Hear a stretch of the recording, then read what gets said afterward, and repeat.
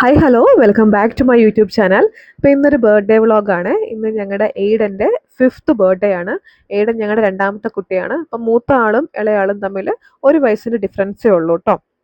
അപ്പോൾ എൻ്റെ മക്കളുടെ ഒരു കാര്യം പറയുകയാണെങ്കിൽ ഇവർക്ക് സ്റ്റോറീസൊക്കെ കേൾക്കാൻ ഭയങ്കര ഇഷ്ടമുള്ളവരാണ് കേട്ടോ. പ്രത്യേകിച്ച് രാത്രിയിൽ കിടന്ന് ഉറങ്ങുമ്പം എപ്പോഴും സ്റ്റോറീസ് കേട്ടിട്ടാണ് ഇവർ കിടക്കാറ്.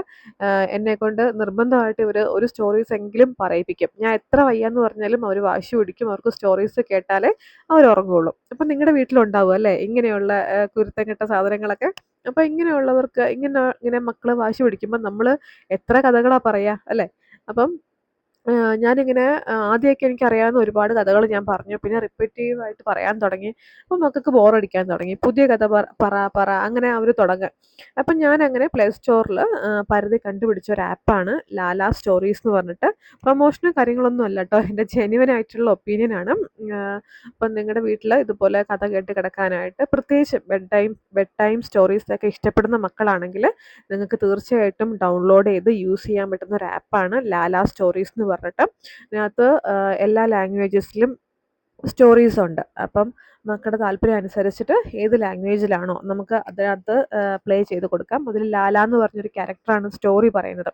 അപ്പം നമ്മളിങ്ങനെ ഒരു ബെഡ് ടൈം പോലെ രാത്രിയിൽ സാധാരണ സ്റ്റോറി പറയുന്നത് പോലെയല്ല, ബെഡ് ടൈം സ്റ്റോറി സ്ലാങ്ങിലാണ്. അങ്ങനെ ഒരു സൂത്തിങ് ആയിട്ട് മക്കളത് കേട്ട് ഉറങ്ങുന്ന പോലത്തെ ഒരു ഇതിലാണ് അത് പ്രസൻറ്റ് ചെയ്യുന്നത്. വളരെ നല്ലതായിട്ട് എനിക്ക് തോന്നിയ ഒരു ആപ്പാണ്. അപ്പം നിങ്ങൾക്ക് ഇഷ്ടമുണ്ടെങ്കിൽ നിങ്ങൾക്കത് ചെക്കൗട്ട് ചെയ്ത് നോക്കാവുന്നതാണ് കേട്ടോ.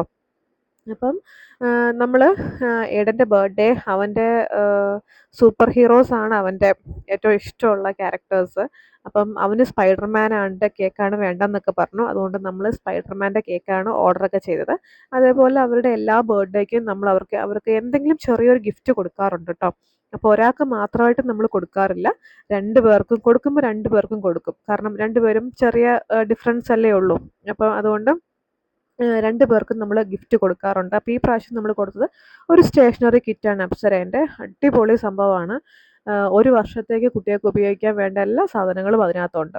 വളരെ നല്ലൊരു ഇതായിട്ടാണ് എനിക്ക് തോന്നിയത്. ഞാൻ ഓൺലൈനിൽ നിന്നാണ് വാങ്ങിയത്. അപ്പം നമ്മുടെ ബർത്ത്ഡേ ആഘോഷിക്കാനായിട്ട് എൻ്റെ പേരൻസ് വയനാട്ടിലാണ്. അപ്പോൾ അവർ വന്നിട്ടുണ്ടായിരുന്നു. എൻ്റെ ബ്രദർ നാട്ടിലുള്ളതുകൊണ്ട് അവനും ഉണ്ടായിരുന്നു. പിന്നെ എയ്ഡൻ്റെയും ആക്യുവിൻ്റെയും കുറച്ച് ഫ്രണ്ട്സും ഉണ്ടായിരുന്നു കേട്ടോ. അങ്ങനെ അത്രയും പേരാണ് നമ്മളുണ്ടായിരുന്നത്. അപ്പം നമ്മളങ്ങനെ ബർത്ത്ഡേ ഒക്കെ ആഘോഷിച്ചു. മക്കൾക്ക് ഇങ്ങനെയുള്ള ആഘോഷങ്ങളൊക്കെ ഭയങ്കര ഇഷ്ടമാണ് കേട്ടോ. കേക്ക് കട്ടിങ്, അതുപോലെ സർപ്രൈസ് ആയിട്ട് ഗിഫ്റ്റ് കിട്ടുക, അതൊക്കെ അവർക്ക് ഭയങ്കര ഇഷ്ടമാണ്. അതുകൊണ്ടാണ് നമ്മൾ ഇതൊക്കെ സെലിബ്രേറ്റ് ചെയ്യുന്നത് കേട്ടോ.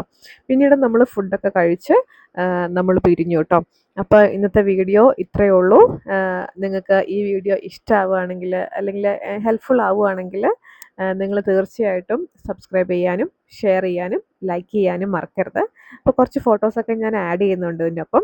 അപ്പോൾ വേറൊരു വീഡിയോ ആയിട്ട് നമുക്ക് വീണ്ടും കാണാം. ഓക്കെ, അതുവരേക്കും ബൈ ബൈ, ടേക്ക് കെയർ.